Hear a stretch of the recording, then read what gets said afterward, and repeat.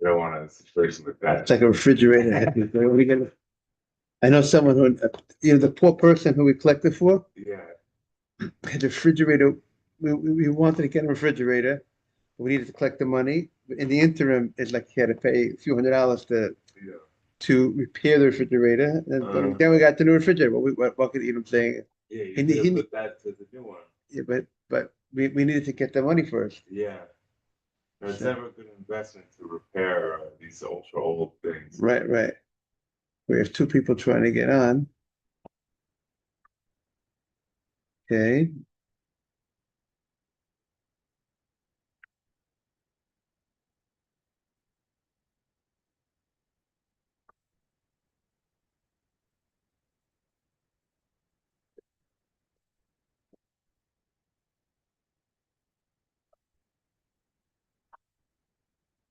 Morning, Rabbi.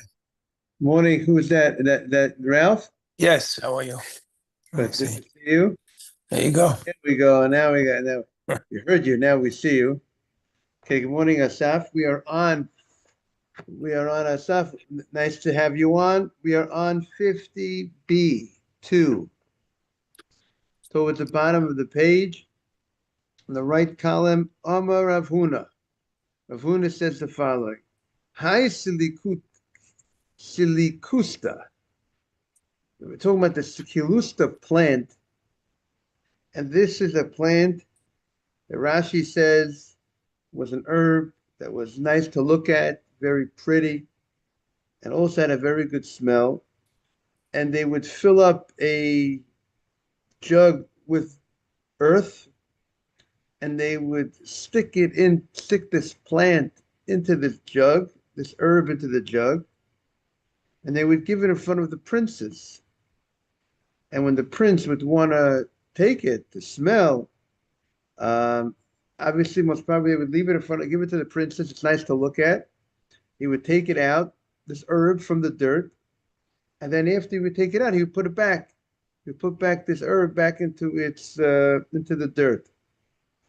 Now, if before Shabbat he placed he, he pushed the herb into this dirt, and then he removed it, and then he put it back into the dirt, then that's this opinion holds that's what's required to go ahead and allow you on Shabbat to use it.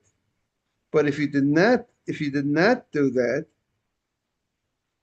then the issue is that well, the problem is we don't want you to move dirt on Shabbat, right? We say dirt is mukseh, right? Dirt is mukseh. What you don't have any purpose for but how will you remove the status of mukseh from the dirt you have to make sure you can't move dirt on Shabbat.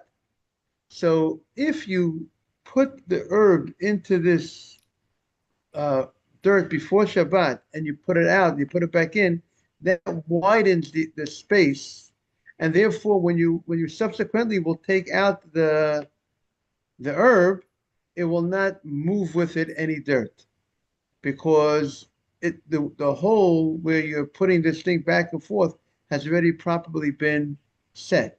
But if you did not uh, put it in and put it out and put it back in before Shabbat, let's say you just had the herb in this dirt before Shabbat, then the concern is when you take out the herb from the dirt, some of the dirt is going to move. And therefore that this opinion holds that would be a problem of mukseh. So dotza shelf of hada dotza sharia. Then you could go ahead and by the fact that you widen the hole, now you could put it back in on Shabbat, and there's no concern of the movement of the dirt.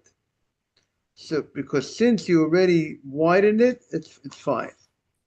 Vilav, but if you did not do that, then osir. Then it would be forbidden. Now I think some commentators asked the question, why, you know, you're not really, even if dirt moves, but it's a warning assignment, but maybe it's not, it's indirectly moving. It's not directly moving. So why would it be a problem? unless this opinion holds that that's called, it's not a sufficient indirect action by just, when you move this, if you would take this herb out, if you did not put it in and take it out and put it in before Shabbat, if you just put it in before Shabbat and you didn't wind the hole, and the dirt will move when you take it out, maybe they would hold that's called, it's not considered enough indirect. Amar Shmuel says, Hai Sakina, the Beni Orve. The knife that they used to go ahead when you did not use the knife, Simon, we're on 50B2. Koketov Nathan. You had a knife that they would put into the wall. Let's say you have a brick wall, and you have dirt between each brick. There's dirt between each brick, and when you weren't using the knife, they would store the knife by sticking it into the dirt between the bricks. So the same issue. If the dirt between the bricks will come out on Shabbat, then if you're going to move it, that will be a problem of mukseh. So how do you ensure that dirt won't come out, that you're not moving dirt?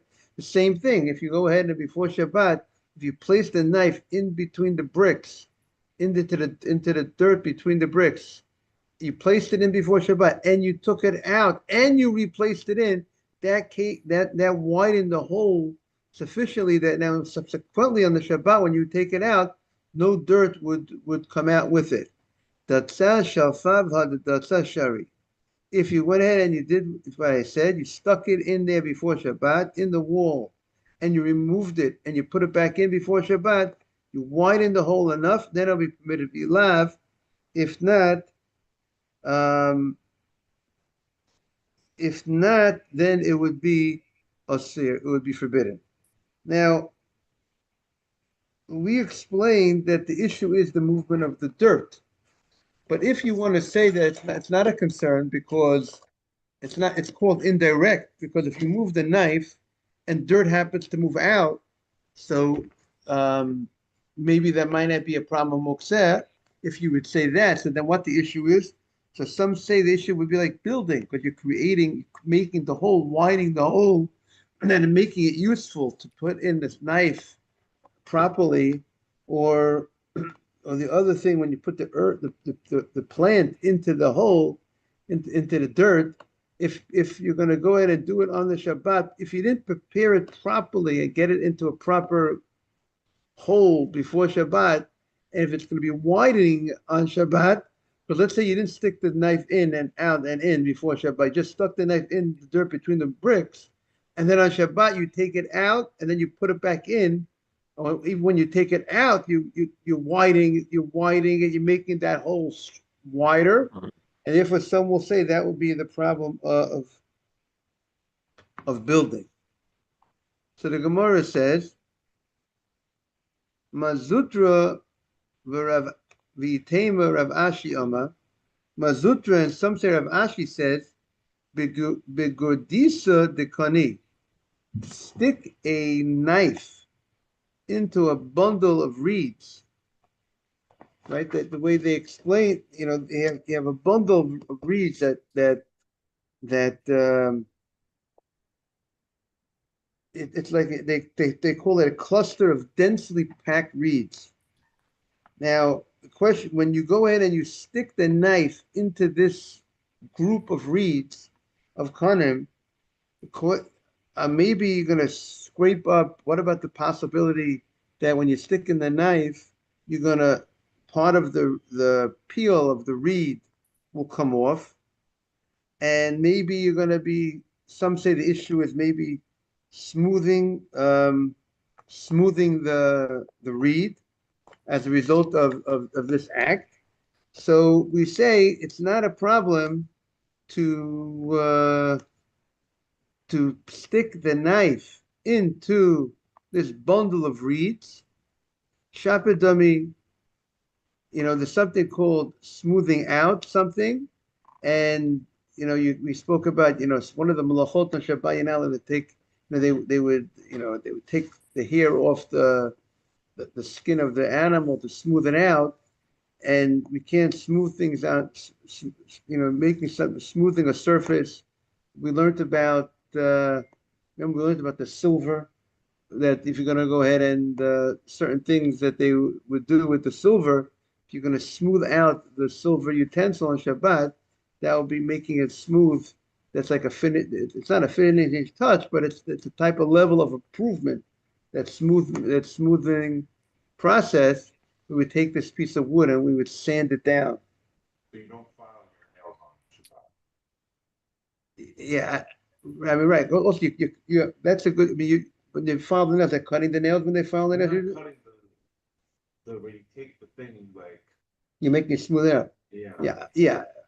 I would. Yeah, I would think you don't do that on Shabbat. I mean, it, I mean, women are much more into that stuff than men. I Yeah, that's presume, right? more of a woman thing. Woman thing.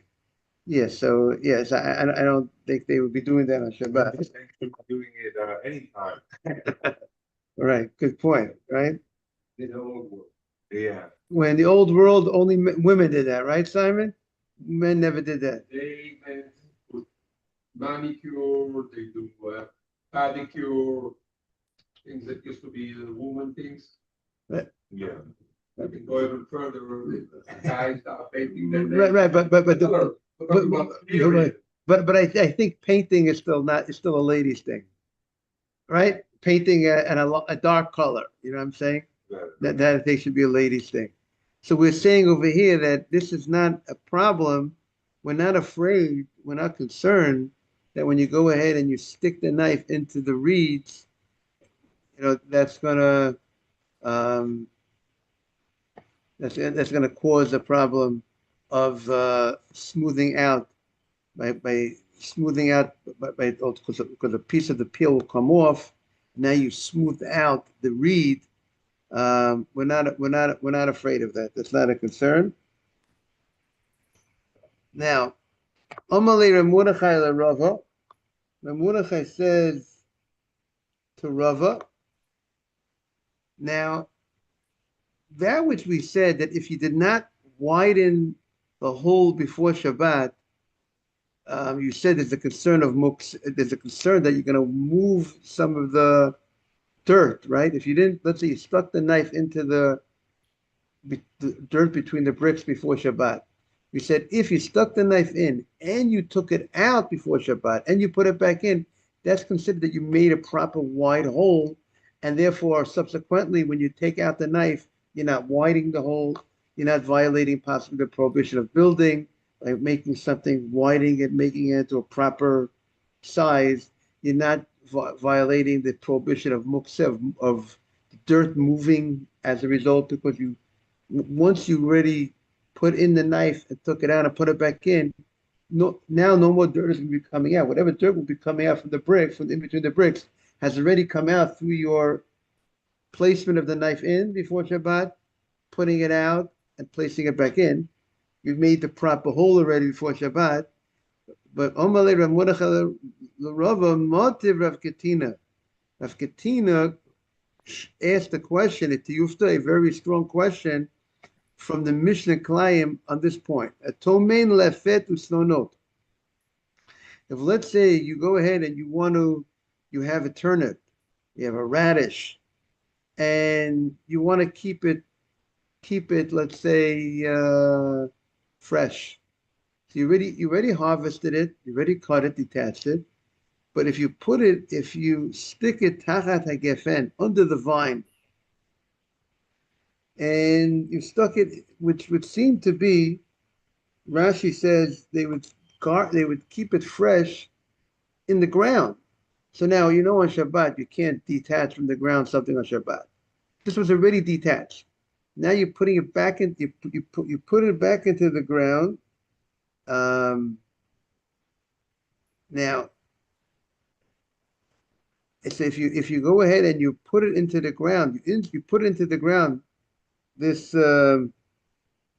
radish, im hoya mixas alav megulim. If some of the leaves you didn't stick it all the way in to the ground before Shabbat, but if you stuck it all the way into the ground, if you want to pull it out, you're gonna have to pull out some ground with it, right? If you take something that's detached a turnip, a radish that's detached. You put it back into the ground before Shabbat. Now you want to pull it out now you want to eat it on Shabbat. But that was your refrigerator, okay? Your refrigerator was the ground. But if you don't have any leaves that remained above the ground, how are you going to get the radish? You have to move some of the ground, some of the dirt, right, Simon? And then moving dirt would be handling dirt on Shabbat would be mukseh. If you had some of the leaves revealed outside above the ground, eina choshesh. There's no concern. You could go ahead on Shabbat, which is the big chidush. You could go ahead, according to this Mishnah, and take that turnip out of the ground, that radish out of the ground on the Shabbat, because it's. The leaves are never in the ground. Say it again. The leaves are never in the ground. Only the bulb, only the radish, only the. Oh, very good. But happens, The leaves Simon, are always out. but you replanted it, right? Meaning after it was you harvested it before Shabbat. You took it out. You took it out of the Plucked ground. out. Right. Now you're putting it back into the ground. But the leaves still gonna be out. Okay, that depends how you put it in, right? Could depend if you cover it completely with dirt, then the leaves are gone. But you left some of the leaves above ground, and that gives you like a handle, a way to get it out of the ground without picking up dirt to get it out of the ground. Even though, as a result of when you pick it out of the ground, some dirt on the side is going to move. But we're considering that indirect movement. We're not looking at that. This is saying, this indicating that this is not called direct movement of mukseh.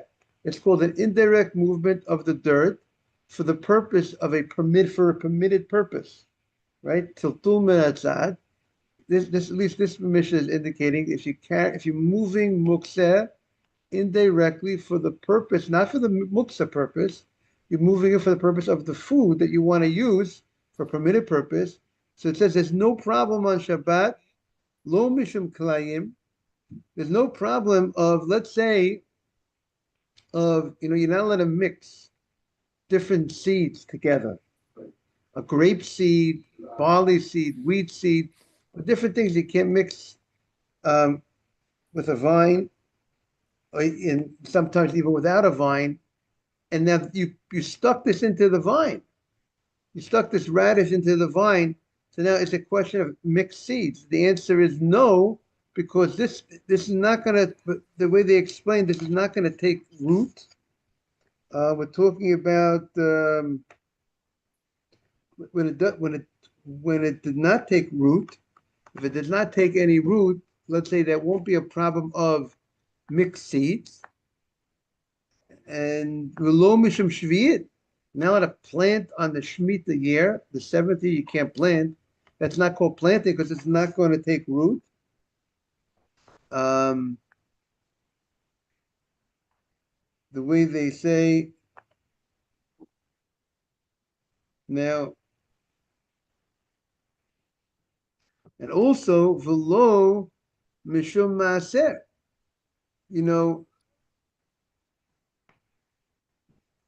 what happens if, let's say, this grows?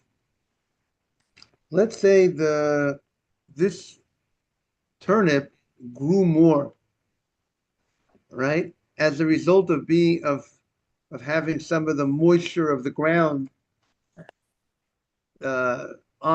in this turnip, but this turnip is not taking any root, so we don't look at this turnip that it's like part of the ground, and therefore whatever grew further would be subject to the laws of maaser, of tithes, right? 10% for the Levi, for Mr. Patesh right here, that we have to give, right, Ralph? 10%. We got to give Ralph every year. I'm counting it. I'm counting. He's looking for every year 10% to the Levi. First we give to the Kohen. The average person gives 2% to the Kohen. After the 2% to the Kohen, if you have a good eye, you give 2.5% to the Kohen. The guy with the good eye gives 1/40th to the Kohen. The average guy is 1/50th. Guys who are stingy gives 1/60th to the Kohen. And after you give to the Kohen, you give 10% to Ralph. That's Maaser. It's called Maaser Rishon, the first type, 10%. And then the first and second year of the cycle, you take 10% and you take it to Jerusalem for you to eat in Jerusalem. And if you can't carry it, you redeem it onto coins, and then you take the coins and you buy the food in Jerusalem. And the third and sixth year of the cycle, good morning, Judge. Third and sixth year of the cycle, instead of taking 10% to Jerusalem for you to eat, you give to the poor people. So besides you give 10% to Ralph, to the Levium, you got to give 10% to the poor of the crops. So this Braita tells us, this Mishnah tells us that this radish that was once detached, which is not going to be taking root in the ground by you, we're talking about when it did not take root, when you replant it, when you put it under the ground, it's not subject to kalayim. It's not called mixed seeds. It's not called the problem of shmita, of planting. That's not called planting. And that's not, and v'nitlim b'Shabbat, and you could take it on Shabbat. It's not called harvesting because it has a status of still being not, we don't look at this as part of the ground that's attached to the ground, this turnip that was cut and now you put back into the ground because it didn't take root. It's not called harvesting. Tiyufta, and we're not concerned with the dirt that is moving as a result of you picking this turnip out of the ground. Now Rashi says, the issue with having some of the leaf exposed is only to give you the ability to take it out of the ground on Shabbat. But even if nothing is exposed, it still will not be a problem of planting on Shemitah, even if it's totally covered, Rashi says, because it's not taking root, it's not problem of kalayim of mixed seed, because it is not taking root. The problem is, but the only reason why it has to, the Gemara said that some of the leaf was revealed was because, or else, how could you get to it on Shabbat? If you would have to move the dirt to get to it, that everybody would agree that it's prohibited because it is you're moving dirt, moving mukseh. So I can't move rocks on the ground on Shabbat. I can't move dirt on Shabbat. Moving it openly, dirt, directly moving dirt on Shabbat would be a problem of mukseh, because dirt has a status of mukseh. Now,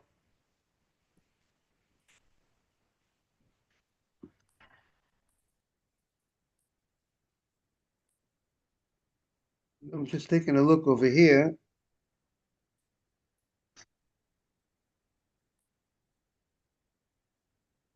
Let's see what they want to say.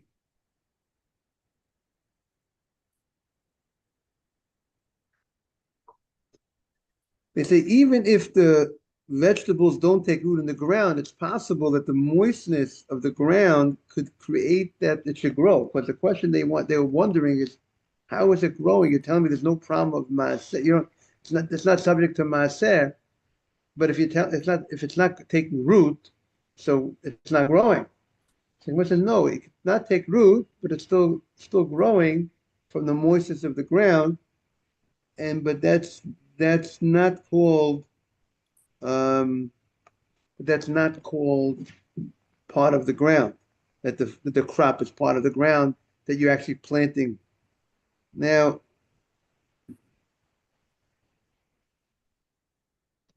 Chafetz Chaim says, the Brewer says, I mean, if it took root, then of course you can't take it on Shabbat because then you're harvesting on Shabbat.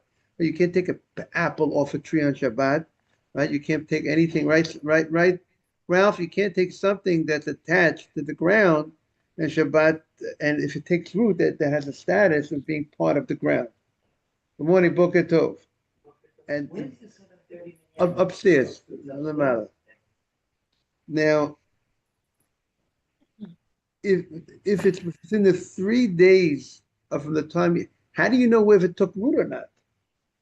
Right? So he says if it's within the first 3 days, the first 72 hours of you putting this turnip or radish back into the ground, once it was detached, then you can be confident the first 72 hours it's not going to take root less than 3 days. Therefore, that it is that would be the allowance.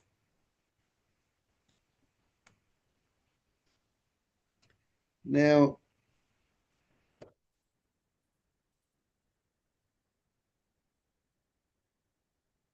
there are those that say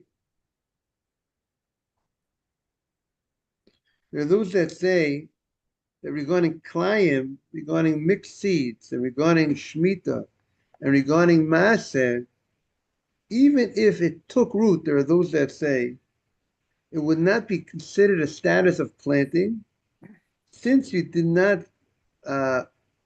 put it in the way, not the normal way of planting, because you're talking about when the Yerushalmi says we're talking about when you tied a whole bundle of radish or turnips and you put the whole thing in together.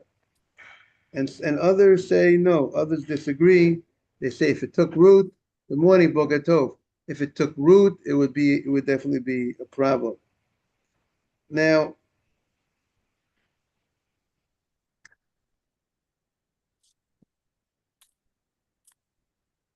again, here we're talking about here with the case is talking about you put the radish in the ground just to keep it fresh, right? You weren't intending to plant it in the ground. So you took a radish in the ground to keep it fresh, and that's what the Gemara is talking about. Okay. We're going to start a new Mishnah. Lo kiso mibod yom. We're back to the laws of hatmana, insulation on Shabbat, right? We know we can't take a pot on Shabbat, pot of food, and take it off the fire on Shabbat, take the pot off the fire, and wrap it in a towel, right? On all sides to keep it warm.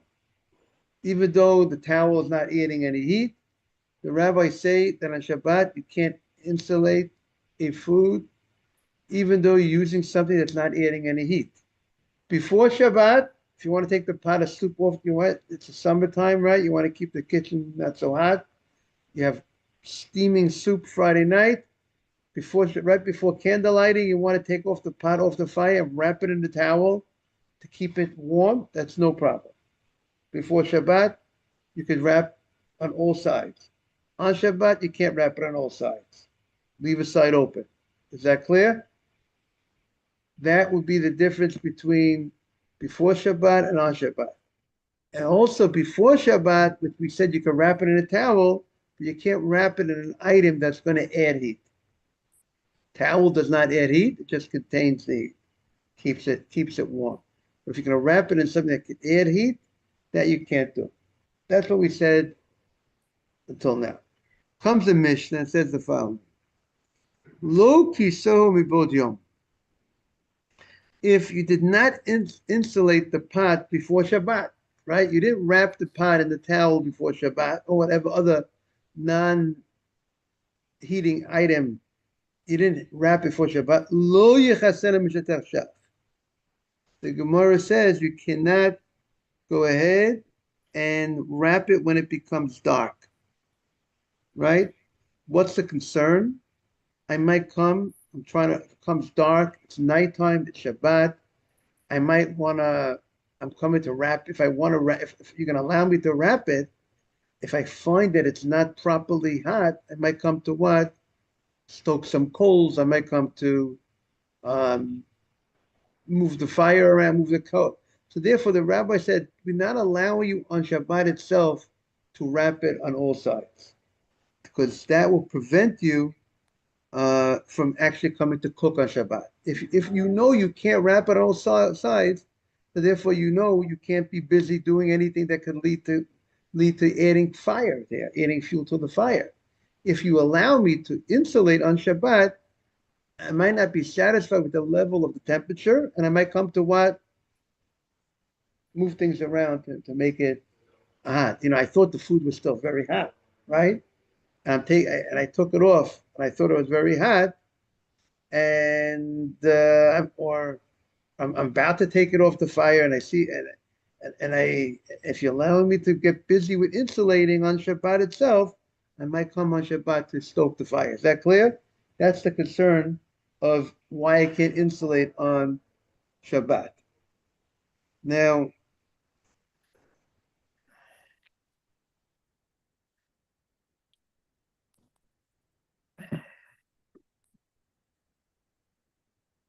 he says like this. What happened, Kisahu? I went ahead before Shabbat. I went ahead and I covered the food. I covered the food before Shabbat. I covered the pot with a towel before Shabbat. And then, Minizgale, and subsequently, the pot either on its own became the towel, the wind blew, some of the towel came off of the pot. Or I actually, others learn, like Tosfos says, even if I myself took some of the food from the pot, took some soup, right? Mm. Friday night, I had a pot before Shabbat. I wrapped the pot on all sides. Then comes Friday night. Adam came over to the house, gave Adam some soup.